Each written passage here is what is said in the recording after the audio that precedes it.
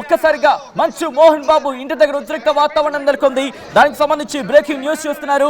అసలు ఏం జరుగుతుందో కొంతమందికి అయితే అక్కడ అర్థం కాలేదు. మరి కొంతమందికి అయితే మాత్రం ఉద్రిక్త వాతావరణం చూసి పరుగులు పెడుతున్న విజువల్స్ మీరు చూస్తున్నారు. మంచు మనోజ్ అదిగో మీరు చూడొచ్చు, కొంతమంది అయితే కింద పడిపోయారు. అయిన వారిని కూడా వదలకుండా బయటకు తోసేస్తున్న విజువల్స్ మీరు చూస్తున్నారు ఆర్టీవీ స్క్రీన్ మీద. ఉదయం వరకు జరిగింది ఒక ఎత్తు, ఇప్పుడు ఉద్రిక్త వాతావరణానికి దారితీసింది. మంచు మనోజ్ ఆయన మాట్లాడిన సందర్భంలో నా కూతురు లోపలుందిరా అంటూ కూడా ఆయన చెప్పుకొచ్చారు. ఆ తర్వాత సెక్యూరిటీ తలుపు తెయ్ అంటూ హిందీలో మాట్లాడారు.